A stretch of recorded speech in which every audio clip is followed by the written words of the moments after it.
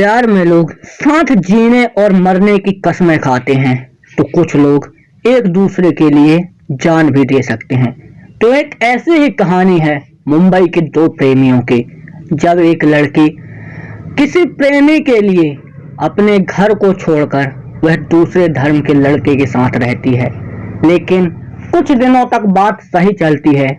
उसके बाद लड़के ने लड़की की इतने क्रूर तरीके से हत्या की कि उसके 35 टुकड़ों में उसके शरीर को विभक्त कर दिया और काफी समय तक उसे फ्रिज में जमा कर भी रखा रहा। तो आखिर क्या था इनके लिव इन रिलेशन का संबंध और कैसे की थी लड़के ने हत्या, जानने के लिए वीडियो में बड़े ध्यान से लास्ट तक रहिए। नमस्कार दोस्तों, आप देख रहे हैं क्राइम ए दस्तक। मैं आपका दोस्त सागर बाबा स्वागत करता हूं आप लोगों की एक क्राइम की नई स्टोरी में। मुंबई की श्रद्धा वालकर ने आफ्ताब पूनावाला के साथ अपने सपने संजोए और उसके प्यार में अपना घर परिवार तक छोड़ दिया।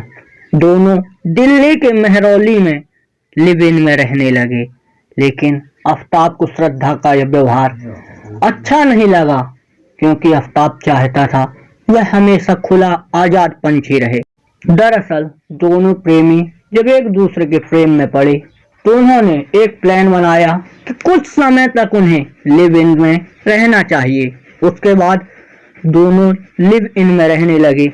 श्रद्धा के परिवार को जब इसकी जानकारी हुई तो उन्होंने उनका विरोध किया। कुछ समय तक दोनों मुंबई के वसई और पालघर में रहे, लेकिन फिर श्रद्धा और आफ्ताब अचानक मुंबई छोड़कर दिल्ली पहुंच गए। दिल्ली पहुंचने पर कुछ शक था जो श्रद्धा का वह आफ्ताब के ऊपर जाता रहा, क्योंकि आफ्ताब हमेशा ही दूसरी लड़कियों से बात करता था। यह बात जब श्रद्धा को पता लग चुकी थी, इस बात को लेकर दोनों में रोज झगड़ा होता रहता था।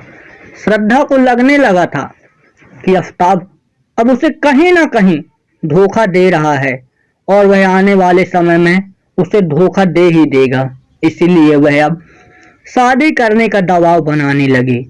इससे बचने के लिए आफ्ताब ने श्रद्धा की हत्या की थी। वहीं श्रद्धा के पिता विकास मदन वालकर ने बताया कि लिव इन में रहने के दौरान श्रद्धा अपनी मां सुमन से संपर्क में रही थी। श्रद्धा और उसकी मां को अक्सर बातें करते हुए यह सुना जाता था कि आफ्ताब झगड़ा करता है और मारपीट भी करता है। इससे परेशान होकर श्रद्धा अब मुंबई लौटना चाहती थी। हालांकि आफ्ताब श्रद्धा से बाद में माफी मांगकर उसे मां के घर से अपने साथ ले गया था। जब 2 महीने तक श्रद्धा का फोन किसी को नहीं मिला, तो उसके बाद श्रद्धा की एक दोस्त ने 14 सितंबर को उसके परिवार वालों को बताया कि श्रद्धा का फोन पिछले 2 महीनों से बंद आ रहा है। वह सोशल मीडिया पर भी काफी एक्टिव रहती थी, पर अब वह सोशल मीडिया पर भी उसके एक्टिवेशन की कोई जानकारी नहीं मिलती। इस पर श्रद्धा के पिता को शक हुआ, क्योंकि श्रद्धा अपने भाई से फोन पर संपर्क में रहती थी। पिता विकास ने 8 नवंबर को श्रद्धा की गुमशुदगी की रिपोर्ट दर्ज कराई थी। वहीं आफ्ताब ने गुरुग्राम की एक कंपनी में नौकरी भी करता था।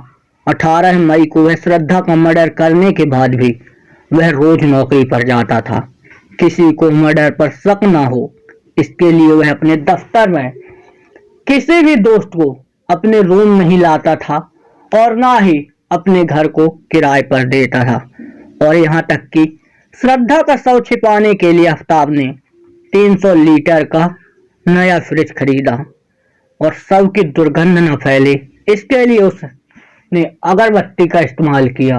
और श्रद्धा का मर्डर करने के बाद वह उसके शरीर को 35 टुकड़ों में विभक्त कर दिया और उन 35 टुकड़ों को नया फ्रिज जो लाया था उस पर जमा कर रख दिया। और उसने सेफ की ट्रेनिंग भी ली हुई थी। शव के टुकड़े करने के बाद उसमें इस्तेमाल हथियार को अभी तक पुलिस ढूंढ रही है। आरोपी अब पुलिस की रिमांड में है। जब सोमवार 14 नवंबर को इस सनसनीखेज मामले का खुलासा किया, आफ्ताब ने 6 महीने पहले ही मई में ही श्रद्धा की हत्या कर दी थी और इसके बाद आफ्ताब रात में 100 के टुकड़ों को थैली में भरकर मेहरौली के जंगल में फेंक आता था। पुलिस ने आफ्ताब को हिरासत में लिया तो शुरुआत में बरगलाने की कोशिश की, बाद में अपना जुर्म कबूल किया। आफ्ताब ने बताया कि अमेरिकी टीवी क्राइम सीरियल डेक्स्टर से शव के टुकड़े कर ठिकाने लगाने की साजिश रची। दरअसल दोनों मुंबई में ही लिव इन में रहने लगी थी। इसके बाद श्रद्धा ने, जिसके लिए अपना धर्म और अपने पूरे परिवार को त्याग किया, बाद में उसी ने ही उसकी इतनी घृणित तरीके से हत्या की कि अब तो लोगों को भी कहीं ना कहीं प्यार पर शक होने लगा है। तो यदि वीडियो आप लोगों को पसंद आई हो तो लाइक करें, शेयर करें और कमेंट सेक्शन में जाकर अपनी राय अवश्य दें।